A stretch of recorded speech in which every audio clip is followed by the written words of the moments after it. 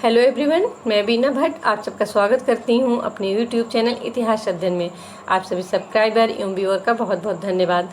आज का हमारा जो है इस वीक का भी, क्योंकि आज ट्यूसडे है तो हमारा टर्न है एंशिएंट हिस्ट्री का। और अभी जो मंडे का वीडियो अपलोड किया था वह था हमारा जैसे विदेशी आक्रमण पर, और विदेशी आक्रमण से संबंधित हमारा एक ही मॉक टेस्ट था। और आज हमारा जो है वो भी है एंशिएंट हिस्ट्री से ही, किंतु ये सूत्रकाल से है और सूत्रकाल से हमारा ये एक ही वीडियो होगा। और सूत्रकाल जो कि 600 ईसा पूर्व से 300 ईसा पूर्व के काल को सूत्रकाल कहते हैं। और सूत्रकाल के जो है उसको जानने के लिए कहते हैं कि वही सूत्र साहित्य ही एकमात्र उसका स्रोत है। तो आज हम देखेंगे जो मॉक टेस्ट वो हमारा होगा सूत्रकाल से। और मैंने कोशिश की है कि सूत्रकाल से एक ही वीडियो बना रहे हैं, तो जितने सारे इम्पोर्टेंट फैक्ट हैं जो भी क्वेश्चन एग्ज़ाम के पॉइंट ऑफ व्यू से बहुत ही इम्पोर्टेंट हैं तो हम उसको इसमें इंक्लूड करें। अगर कुछ चीज़ें छूट गई हैं तो जैसे कि हम अपने क्वेश्चन के साथ साथ और ऑप्शन के साथ साथ अन्य चीज़ें भी बताते हैं आपसे, तो हम उसको भी इसमें आपको बताएंगे। कोशिश यही होगी मेरी कि इसमें जो भी आपके क्वेश्चन सूत्रकाल से बनते हैं एग्ज़ाम में, कोई भी आपका मिस ना हो। तो आइए हम स्टार्ट करते हैं आज का मॉक टेस्ट। आज के मॉक टेस्ट का हम पहला क्वेश्चन देखते हैं कि सूत्रकालियों सूत्रकारों से संबंधित कौन सा कथन सत्य है। देखिए, स्टेटमेंट वाले में ज़्यादातर क्या होता है, सत्य असत्य ही पूछता है आपको। तो यहाँ पूछ रहा है कि कौन सा कथन सत्य है। आप क्वेश्चन पहले ऑप्शन को देखिए कि बौधायन धर्म सूत्र में संकट की दशा में ब्राह्मण के लिए शस्त्र धारण करना समुचित माना गया है। महाभारत में वर्णित है कि जो ब्राह्मण वेदों के विद्वान ना हो, यज्ञ करने वाले ना हो, उनसे बेगार एवं कर अवश्य लिया जाए। फिर आपका सी ऑप्शन है कि गौतम ने नगर में वेद पाठ एवं बौधायन ने नगर निवास का निषेध किया है। तो आपके सामने ऑप्शन है ए सी, बी सी, ए बी या सभी। तो कौन सा कथन इसमें सत्य है? तो इसका सही उत्तर है आपका सभी। अब यहाँ पे आप देख रहे हैं कि जो 3 के 3 ही स्टेटमेंट है आपके, वो सभी के सभी सत्य हैं। तो आइए अब हम देखते हैं क्वेश्चन नंबर 2। क्वेश्चन नंबर 2 से पहले मैं कहना चाहती हूँ आप लोग से कि अभी जो सब्सक्राइबर हमसे जुड़े हैं, पहले की जो भी वीडियो उन्होंने नहीं देखी है, तो सभी वीडियो की जो है आपको लिंक डिस्क्रिप्शन बॉक्स में दे दी जा रही है। तो आप प्लीज़ उस वीडियो को भी देखिए, जिससे कि आपका रिवीजन आपका शुरू से, क्योंकि मैंने जो भी वीडियो डाले हैं वो हिस्ट्री के एकदम शुरू से हमने स्टार्ट किया। जैसे कि पहले हिस्ट्री के सोर्स पर है या प्री हिस्ट्री है, फिर उसके बाद आपका इंडस सिविलाइजेशन है, फिर वैदिक है। तो इसी तरह से आपका आप उसको देखेंगे पहले से सभी वीडियो को, तो आपका पूरा अच्छे से रिवीजन होगा। और सभी के सभी क्वेश्चन बहुत ही इम्पोर्टेंट हैं, आपके एग्ज़ाम के पॉइंट ऑफ व्यू से भी बहुत ही आपके लिए यूज़फुल होंगे। तो आइए देखते हैं क्वेश्चन नंबर 2। क्वेश्चन नंबर 2 क्या है कि कौन सा धर्मसूत्र सबसे प्राचीन है जिसका संबंध सामवेद से है। अब यहाँ पे पूछ क्या है कि कौन सा धर्मसूत्र सबसे प्राचीन है जिसका संबंध सामवेद से है। आपके सामने ऑप्शन है बौधायन धर्मसूत्र, गौतम धर्मसूत्र, आप स्तंभ धर्मसूत्र। तो इसका सही उत्तर है आपका गौतम धर्मसूत्र। गौतम धर्मसूत्र जो भी धर्मसूत्र हैं उनका सबसे उसमें प्राचीन है। और प्रमुख सूत्रकार आप जानते हैं, जैसे आपसे पूछ ले कि प्रमुख सूत्रकार कौन कौन थे, तो गौतम है, बौधायन है, आप स्तंभ है, वशिष्ठ है। तो यहाँ पे सभी का नाम दे सकता है, मैंने 3 नाम दिया है, बौधायन दिया है, गौतम दिया, आप स्तंभ दिया, तो वहाँ वशिष्ठ भी दे देगा आपको। एग्ज़ाम में 4 ऑप्शन रहते हैं, तो 4 ऑप्शन में आपको 4 ऑप्शन में वशिष्ठ भी दे देगा। और आपसे पूछ लेगा कि कौन सा धर्मसूत्र सबसे प्राचीन है, तो सबसे प्राचीन धर्मसूत्र गौतम धर्मसूत्र को माना जाता है और इसका संबंध जो है सामवेद से है। तो ये आपके सामने अगर इस तरह से क्वेश्चन आता तो आप आराम से कर लेंगे। और क्या है कि इन्हीं सबसे सूत्रकाल के बारे में हमें जो जानकारी मिलती है उसका तो एकमात्र सूत्र भी यही धर्मसूत्र ही है जिनसे हमें पता चलता है। तो आइए देखते हैं हम क्वेश्चन नंबर 3। क्वेश्चन नंबर 3 है कि किस सूत्रकार ने 10 वर्ष के ब्राह्मण को 100 वर्ष के क्षत्रिय से भी श्रेष्ठ बताया है। यहाँ पूछ क्या रहा है कि किस सूत्रकार ने 10 वर्ष के ब्राह्मण को भी 100 वर्ष के क्षत्रिय से भी श्रेष्ठ बताया है। अब आपके सामने ऑप्शन है बौधायन, वशिष्ठ, आप स्तंभ। तो यहाँ पे आपसे पूछा है जो कि किस धर्मसूत्र में या किस सूत्रकार ने 10 वर्ष के ब्राह्मण को 100 वर्ष के क्षत्रिय से भी श्रेष्ठ बताया है। तो इसका सही उत्तर है आपका आप स्तंभ। अब जैसा कि ये जो है चीज़ कि 10 वर्ष का ब्राह्मण को 100 वर्ष के क्षत्रिय से भी श्रेष्ठ तो आप स्तंभ ने घोषित है। आगे चल के आपको अगर स्मृतियों में दे दिया जाएगा तो इसी तरह का कथन मनुस्मृति में भी देखने को मिलता है। मनु का भी यही कथन था, उन्होंने भी 10 वर्ष के ब्राह्मण को 100 वर्ष से क्षत्रिय से भी श्रेष्ठ बताया है। और इसी तरह से क्वेश्चन आपसे ये पूछ सकता है कि किस धर्म सूत्र में, यहाँ सूत्रकार है, क्वेश्चन आप देख रहे हैं, आपसे किस धर्म सूत्र में है, तो इसका उल्लेख हमें विष्णु धर्म सूत्र में भी देखने को मिलता है। तो यहाँ पे जो क्वेश्चन है कि किस सूत्रकार ने 10 वर्ष के ब्राह्मण को 100 वर्ष के क्षत्रिय से भी श्रेष्ठ बताया, तो आपका सही उत्तर है आप स्तंभ। किंतु बता दिया जैसे कि स्मृतियों से संबंधित आएगा तो आपको ये कथन भी मनुस्मृति में भी मिलता है, और धर्म सूत्र का पूछ लेगा तो विष्णु धर्म सूत्र में भी ये कथन देखने को मिलता है आपको। तो आइए देखते हैं क्वेश्चन नंबर 4। क्वेश्चन नंबर 4 क्या है कि किस धर्म सूत्र में मृत भांडों को चमकीला बनाने की विधि के प्रसंग में सलक्षणीकरण शब्द का प्रयोग हुआ है, जो ओबदार पालिश का प्राचीनतम प्रमाण है। किस धर्म सूत्र में मृत भांडों को चमकीला बनाने की विधि के प्रसंग में सलक्षणीकरण शब्द का प्रयोग हुआ है, जो कि ओबदार पॉलिश का प्राचीनतम प्रमाण है। तो देखिए यहाँ पे आप देखें तो साहित्यिक प्रमाण है। अभी यहाँ पे ऐसे पूछा है तो आपके सामने ऑप्शन भी धर्म सूत्र देगा, क्योंकि धर्म सूत्र पूछा तो धर्म सूत्र देगा। पर अगर धर्म सूत्र ना दे के अब प्राचीनतम पूछ लेगा, और भी ऑप्शन है कि अभी हम इसको समझाते, पहले इस क्वेश्चन को देख लेते हैं। तो आपसे पूछ रहा है कि किस धर्म सूत्र में मृभांडों को चमकीला बनाने की विधि के प्रसंग में सलक्षणीकरण शब्द का प्रयोग हुआ, तो जो ओबदार पॉलिश का प्राचीनतम प्रमाण है।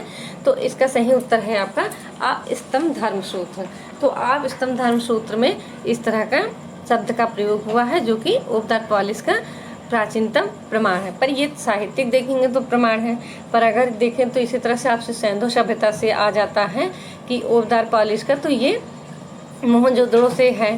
तो यहाँ पे यही हम अभी समझाने की बात कर रहे थे कि यहाँ धर्म सूत्र दिया है, तो आपके ऑप्शन धर्म सूत्र से होंगे, नहीं भी होंगे तो धर्म सूत्र पे ही जाएगा आपका, भले ही उससे संबंधित स्मृतियों से आ जाए कोई भी। किंतु अगर आपसे ऐसे 4 ऑप्शन दे दे और सिर्फ ये पूछे कि सबसे प्राचीनतम प्रमाण कहाँ से मिला है, तो आपका मोहनजोदड़ो से आएगा सही। तो इस तरह से ये देखो, जो प्राचीनतम प्रमाण तो है, पर ये साहित्यिक रूप में हमारा प्रमाण है। तो धर्म सूत्र में मृत भांडों को चमकीला बनाने का, तो किस धर्म सूत्र में आप स्तंभ धर्म सूत्र में। तो आइए देखते हैं क्वेश्चन नंबर 5। क्वेश्चन नंबर 5 में क्या पूछा है कि किन धर्म सूत्रों में आश्रम व्यवस्था के प्रति आलोचनात्मक रुख दिखता है। तो किन धर्म सूत्रों में आश्रम व्यवस्था के प्रति आलोचनात्मक रुख दिखता है। आपके सामने ऑप्शन है बौधायन धर्म सूत्र एवं वशिष्ठ धर्म सूत्र, बी ऑप्शन है आपका गौतम धर्म सूत्र एवं बौधायन धर्म सूत्र, आप स्तंभ धर्म सूत्र एवं गौतम धर्म सूत्र। तो इसका जो सही उत्तर है आपका वह है गौतम धर्म सूत्र एवं बौधायन धर्म सूत्र। तो गौतम धर्म सूत्र एवं बौधायन धर्म सूत्र में क्या है, आश्रम व्यवस्था के प्रति आलोचनात्मक रुख दिखता है। और बौधायन धर्म सूत्र ने तो आश्रम व्यवस्था को किसी कपिल नामक दुरात्मकता की सनक कहा है उन्होंने। तो ऐसे क्वेश्चन पूछ ले कि आश्रम व्यवस्था के बारे में किस सूत्रकार ने माना है कि यह कपिल नामक दुरात्मकता की सनक है, तो आपका होगा बौधायन ने। और अगर ये पूछता है कि जैसे कि क्वेश्चन मैंने ही बनाया कि आलोचनात्मक रुख दिखता है आश्रम व्यवस्था के प्रति, तो गौतम धर्म सूत्र और बौधायन धर्म सूत्र दोनों में। और वहीं देखा जाए अब तो आप स्तंभ धर्म सूत्र में आश्रम व्यवस्था के प्रति आलोचनात्मक रुख नहीं दिखता है, बल्कि आप स्तंभ धर्म सूत्र में सभी आश्रमों को समान महत्व दिया गया, बल दिया गया है। और वहीं किंतु ये ब्रह्मचर्य आश्रमों को उन्होंने गृहस्थ आश्रम से श्रेष्ठ बताया है। तो अगर ऐसे पूछ लें कि किस धर्म सूत्र में सभी आश्रमों को समान महत्व पर बल दिया गया है, परंतु ब्रह्मचर्य आश्रम को गृहस्थ आश्रम से श्रेष्ठ बताया गया है, तब आपका आ जाएगा आप स्तंभ धर्म सूत्र। और आलोचनात्मक रुख कहेंगे तो गौतम धर्म सूत्र एवं बौधायन धर्म सूत्र। और आश्रम व्यवस्था को कपिल नामक दुरात्मकता की सनक कहा है, तो बौधायन धर्म सूत्र। तो यहाँ पे आप देखेंगे कि आश्रम व्यवस्था और धर्म सूत्रों के आधार पर तो आपने 3 तरह का क्वेश्चन देखा कि आपसे पूछता है आश्रम व्यवस्था के आलोचनात्मक रूप, तो आपका गौतम धर्म सूत्र, बौधायन धर्म सूत्र। और आपसे पूछता है कि किस धर्म सूत्र में सभी आश्रमों को समान महत्व पर बल दिया गया, परंतु आपको इसमें ब्रह्मचर्य आश्रम की गृहस्थ आश्रम से श्रेष्ठ बताया, तब आपका होगा स्तंभ धर्म सूत्र। बौद्ध और किस धर्म सूत्रकार ने आश्रम व्यवस्था को कपिल नामक दुरात्मा की सनक माना है? तो आपका होगा बौधायन धर्म सूत्र। तो आइए अब देखते हैं क्वेश्चन नंबर 6। क्वेश्चन नंबर 6 क्या कि किस धर्म सूत्र में कहा गया है कि राजा को चाहिए कि वह ब्राह्मणों को 6 दंडों से युक्त रखें। यहाँ मुक्त लिख गया है, तो यहाँ बोला कि 6 दंडों से युक्त रखें, जिसमें कारावास, मृत्युदंड, अर्थदंड, देश निष्कासन आदि का उल्लेख हुआ है। तो ये किस धर्म सूत्र में कहा गया है कि राजा को चाहिए कि वो ब्राह्मणों को 6 दंडों से युक्त रखें? तो ये आपका है गौतम धर्म सूत्र। तो गौतम धर्म सूत्र के अनुसार ऐसा कहा गया है कि राजा को चाहिए कि वह ब्राह्मणों को भी 6 दंडों से युक्त रखे, जिसमें कारावास, मृत्युदंड, अर्थदंड, देश निष्कासन। पहले क्या होता था कि सभी के लिए जो कास्ट सिस्टम था उस समय बहुत जटिल हो गया था धर्म सूत्र काल में। तो उसमें सूत्रकारों ने अलग अलग तरह की व्यवस्था की थी, जैसे ब्राह्मणों के लिए अलग होना चाहिए, शूद्रों के लिए अलग होना चाहिए। शूद्रों का जो है इस समय देखा जाए तो उन पे काफ़ी चीज़ें, हाँ, कुछ जैसे धर्म सूत्र में चंडालों की तुलना स्वान और कौवों से की गई है। तो किसी ने क्या कहते हैं वेद पाठ करने का निषेध बताया है। तो इस तरह से क्या था कि उस समय शूद्र की गौतम धर्म सूत्र में तो स्नातकों को शूद्र के हाथ का पानी पीने तक का भी मना कर दिया गया है। तो इसमें क्या था कि अलग अलग तरीके से सभी कास्ट के हिसाब से उन लोगों ने नियम बना रखे थे। तो गौतम धर्म सूत्र के अनुसार उनका क्या कहना था कि राजा को चाहिए कि ब्राह्मणों को भी 6 दंडों से युक्त रखे, जिनमें कारावास, मृत्युदंड, अर्थदंड, देश निष्कासन आदि था।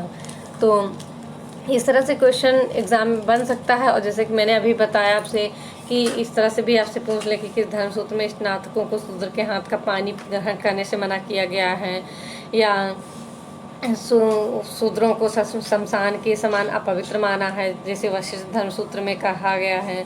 तो इस तरह से बहुत सारे तरह से क्वेश्चन बनते हैं। तो आप लोग इससे संबंधित जो भी हमें इम्पोर्टेंट लग रहा है, हम इसीलिए इसको डिस्कस कर रहे हैं।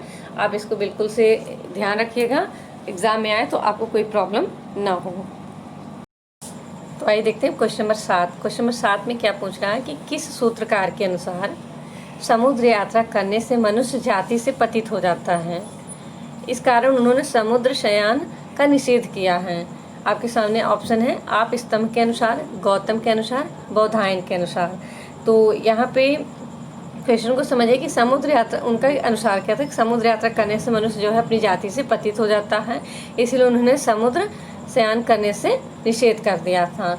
तो ये जो है आपका, इसका है आपका बौधायन के अनुसार। तो इसका जो सही उत्तर है आपका वो है सी। आप स्तंभ के अनुसार नहीं, गौतम के अनुसार नहीं, किंतु यह जो कथन है समुद्र यात्रा करने से मनुष्य जाति से पतित हो जाता है, उन्होंने इसीलिए समुद्र शयन का निषेध किया, तो वह है बौधायन के अनुसार। तो आइए अब देखते हैं क्वेश्चन नंबर 8। क्वेश्चन नंबर 8 में कि निम्नलिखित में से कौन सा कथन असत्य है? अब यहाँ पे आप नोटिस करिएगा कि पूछ क्या रहा है कि कौन सा कथन असत्य है। तो पहला देखते हैं कथन, गौतम ने ब्राह्मण का अपमान करने वाली क्षत्रिय पे 100 कर्षापण का दंड का विधान किया है। सूत्र, गृह सूत्र, धर्म सूत्र, कल्प वेदांग से निकले हैं। आप स्तंभ के अनुसार ब्राह्मणों को सूद लेने वाले के यहाँ भोजन नहीं करना चाहिए। तो आपसे पूछ क्या रहा है कि पहला जो कथन है कि गौतम ने ब्राह्मण का अपमान करने वाले क्षत्रिय पर 100 कर्षापण का दंड दिया है, तो यह आपका सही है। फिर आपसे पूछ रहा है कि सूत्र, गृह सूत्र, धर्म सूत्र, कल्प वेदांग से निकले हैं, यह भी कथन आपका सत्य है। अब आपका तीसरा है कथन कि आप स्तंभ के अनुसार ब्राह्मणों को सूद लेने वाले के यहाँ भोजन नहीं करना चाहिए, तो यह भी कथन आपका सही है। तो यहाँ पे आपका जैसे कि ऑप्शन है ए, बी, सी, ए, सी, तो यहाँ पे कोई भी कथन असत्य नहीं है। तो आपका 4 ऑप्शन आपका सही हो जाएगा, कोई नहीं। कौन सा कथन असत्य है? कोई नहीं। तो आइए देखते हैं क्वेश्चन नंबर 9। क्वेश्चन नंबर 9 क्या है कि भारतीय रेखा गणित का विकास शूल सूत्रों से माना जाता है, लेकिन रेखा गणित संबंधी सिद्धांतों के प्रतिपादन का श्रेय किस सूत्रकार को है? तो यहाँ पे समझिए कि क्वेश्चन क्या पूछ रहा है कि एक तो आपको ये है कि रेखागणित का विकास स्थूल सूत्रों से माना जाता है, लेकिन रेखागणित संबंधी जो सिद्धांतों के प्रतिपादन का श्रेय है वो किस सूत्रकार को है। आपके सामने ऑप्शन है बौधायन, वशिष्ठ, आप, स्तंभ। तो यहाँ पे आपका है जो इसका सही उत्तर है आपका बौधायन। तो रेखागणित संबंधी सिद्धांतों के प्रतिपादन का श्रेय जो है सूत्रकार बौधायन धर्म सूत्रकार को जाता है। और इसी तरह से आपसे और भी एक क्वेश्चन आ सकता है कि जैसे कि ये जो है बौधायन ने पाइथागोरस से बहुत पहले ही 600 ईसा पूर्व में ही समकोण त्रिभुज के कर्ण पर बने वर्ग और शेष भुजाओं में बने वर्गों के योग के पारस्परिक संबंधों का निर्धारण कर दिया था, और इन्होंने वृत्त को वर्ग तथा वर्ग को वृत्त में बदलने का नियम दिया। तो इस तरह से आपके क्वेश्चन मान लो कि स्टेटमेंट में लिख दे कि किसने पाइथागोरस से बहुत पहले ही 600 ईसा पूर्व में समकोण त्रिभुज के कर्ण पर बने वर्ग और शेष भुजाओं से बने वर्गों के योग के पारस्परिक संबंधों का निर्धारण कर दिया, और वृत्त को वर्ग तथा वर्ग को वृत्त में बदलने का नियम दिया। तो भी आपका बौधायन ही सही होगा। तो यहाँ पे ये समझिए कि रेखागणित का विकास अगर आपसे पूछ लेता क्वेश्चन तो 16 सूत्रों से हुआ, किंतु रेखागणित संबंधी सिद्धांतों के प्रतिपादन का श्रेय किस सूत्रकार को है, बौधायन को।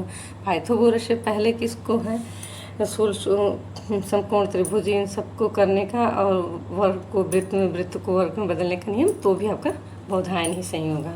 और आइए अब देखिए क्वेश्चन नंबर 10। क्वेश्चन नंबर 10 से पहले मैं कहना चाहती हूँ कि जैसा वीडियो की स्टार्टिंग में भी बताया है कि जो पहले की वीडियो हैं उन सभी की लिंक जो है आपको डिस्क्रिप्शन बॉक्स में दे दी जा रही है। आप लोगों ने नहीं देखा है, जो लोग नए जुड़े हैं पहले के वीडियो नहीं देखे हैं, तो प्लीज़ आप सभी वीडियो देखें, क्योंकि जितने भी क्वेश्चन हैं मैं जो भी मॉक टेस्ट लेके आ रही हूँ, अपने मॉक टेस्ट में 10 क्वेश्चन ही होते हैं, पर उसके साथ साथ इम्पॉर्टेंट क्वेश्चन को इंक्लूड करती हूँ। साथ में आप देख रहे हैं कि जो भी क्वेश्चन होते हैं उसके साथ साथ जो ऑप्शन होते हैं उस क्वेश्चन से रिलेटिव जो भी फैक्ट होते हैं हम उसको भी डिस्कस करते हैं, क्योंकि जब हम कहा ना कि जैसे किसी चीज़ों को कनेक्ट करके पढ़िए। अब हमने देखा कि सूत्र सूत्रों का, फिर रेखागणित संबंधित सिद्धांतों का, फिर उससे संबंधित ही था कि अगर इस तरह से क्वेश्चन आ जाए तो अब किसका नाम होगा, कौन सा सूत्रकार होगा, वो भी बौधायन होगा।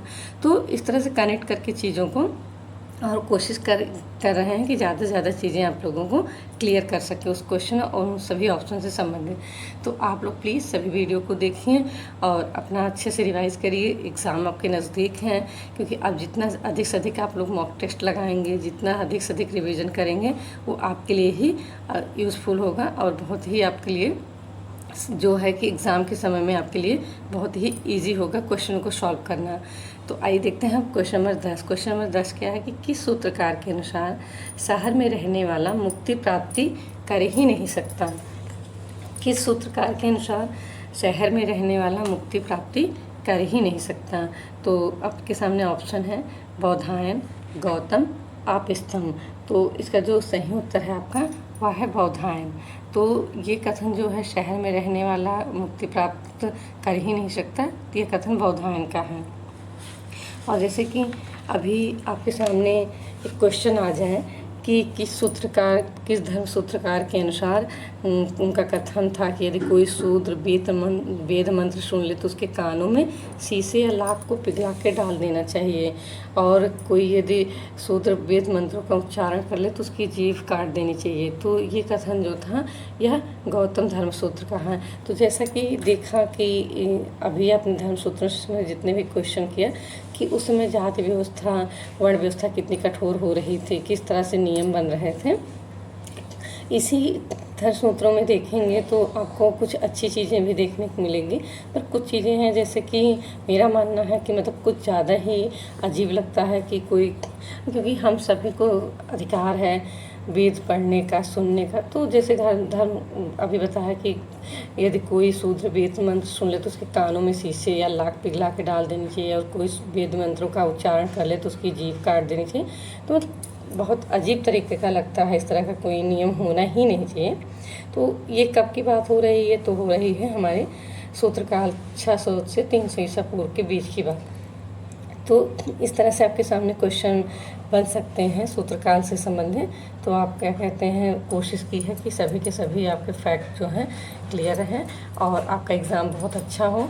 तो आप सभी वीडियो को देखते रहिए और प्लीज़ चैनल को जिन लोगों ने सब्सक्राइब नहीं किया सब्सक्राइब कर लीजिए।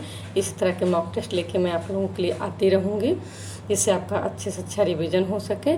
और आप सभी सब्सक्राइबर व्यूअर का बहुत बहुत धन्यवाद।